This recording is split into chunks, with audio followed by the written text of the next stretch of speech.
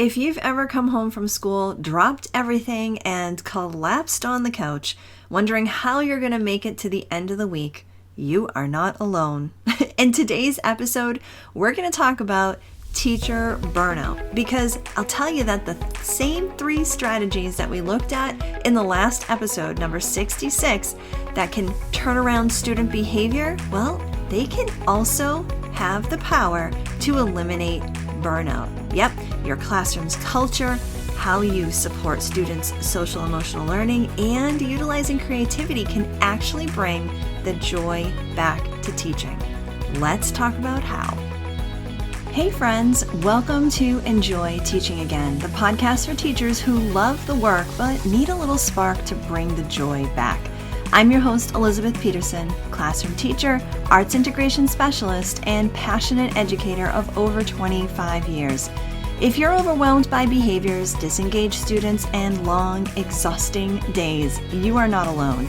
But together, we can turn things around and you can teach with confidence and purpose again. So locate that cold coffee of yours, find your favorite pen, I know you have one, and let's dive in. It's time to get inspired and enjoy teaching again. Over the years, I've heard from so many teachers, like hundreds and hundreds of teachers who are unmotivated to walk into their building in the morning and can't wait to leave as soon as that final bell rings. They're leaving their desks covered with tons of work to complete, and they don't even care because they just need to get out. The joy is gone, and the stress, it's spilling into their home lives and even affecting their health. One teacher actually told me I want to say maybe about a year ago, I was talking to one teacher and she said that her doctor literally advised her to consider a new career because of the chronic stress that was impacting her blood pressure and her sleep. This isn't just burnout. This is full body, full life exhaustion that so many teachers are battling every day. And the burnout isn't just tied to student behavior. It's also from all the piling on of responsibilities for teachers, that loss of autonomy, like feeling like you're just losing control of your own classroom, having stale curriculums, and in some cases, scripted curriculum that just strips that creativity from your teaching. There's so many factors that go into teacher burnout. And you may be like so many other teachers who think that this isn't what we signed up for. Well, I'm here to tell you, it actually doesn't have to stay that way. And those same 3 contributors that I talked about, how they contribute to improving student behaviors, they can actually start to contribute to you feeling some more joy inside your classroom. Okay, so let's talk about these. The first one is about establishing a caring classroom culture. Now, it's true that we create a caring classroom culture for our students, but it's also for us. We want a classroom where we feel excited to walk into each day. Let's face it, that's why teachers, especially elementary teachers, they spend hours designing their classroom flow, choosing warm or calming colors, and decorating every corner to make that space feel welcoming and inviting. This is just what we do. We love to create an environment where learning feels joyful. But that environment goes beyond just what you see. When you create not just an atmosphere, but a culture of care and calm and connection, everyone benefits, including you, the teacher.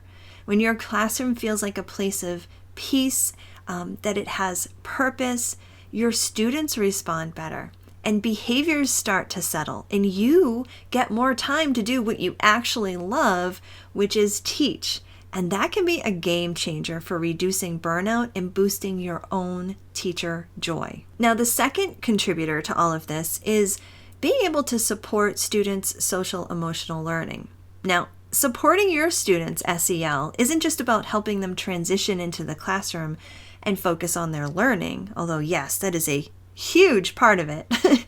It's also about infusing little moments of calm and connection into your day that support your students, but also you as well. When you start to incorporate creative SEL or SEAL strategies into your content, like music, a music moment, a simple movement break, maybe a quiet doodling type of reflection, it can be just as restorative for you as it is for your students. Let's take a brain break as an example. When your students pause to reset, so do you, right? It's a shared moment of taking that breath, taking that moment to be calm, and of emotional regulation that just serves everybody in the room. In fact, there have been many times over the last few years that I have had a brain break for my students that was actually initially intended for me. I will take that time to give myself that breath, and I'll actually invite my students to join me and not the other way around. But here's what's even more powerful. When you're doing things like this, you're modeling what self-regulation looks like. And when students see their teacher engaging in these strategies right alongside them, they're more likely to try them for themselves, which can lead to them being able to self-regulate even more. And how nice is that? Because that ripple effect creates a much more balanced classroom and a much more balanced you. So yes, these strategies will benefit your students, but they also help you navigate your day with a little bit more peace, a little bit more purpose, and give you a little bit more emotional energy that you can keep in you. And let's talk about that third contributor. It's all about engagement, and specifically engaging students with some creativity and even the arts. Now, let's be honest, the curriculum has become more and more scripted for us teachers, right? And unfortunately, it leaves little room for that creative spark that drew so many of us into teaching in the first place. But here's the truth. Teachers are naturally creative. And I don't just mean we're good at art projects or bulletin boards. I mean, we know how to create lessons that come alive, that engage, that connect, and really allow for some meaningful learning. The problem is that so many lessons are just handed to us step by step, sometimes even word for word, and we seem to lose that chance to innovate with those lessons and inspire ourselves and our students. But there are ways to infuse creativity and arts integration into the content that you're already required to teach. And when you do, well, goodness, the learning becomes more engaging for your students and the teaching becomes more joyful for you. And that's what we're going to be focusing on inside the Classroom Reset Challenge. So whether it's a simple music activity that's tied to a writing prompt, or a quick movement break in the middle of a math lesson that's math related, or a drawing reflection that's tied to social studies, these creative moments of engagement can really bring learning to life. And let's face it, when you get to teach in a way that lights you up, your students will naturally respond better and engage more. Your excitement, the excitement that you bring to your lessons and to your classroom, is contagious to your students. So when that happens, everybody wins. So now how exactly do you accomplish all this? Well, that's why I created the Classroom Reset Challenge. This is a free 2-day live event, live on Zoom. We're going to dive into these 3 contributors to classroom calm and teacher joy. On day 1, we'll focus on improving student behaviors.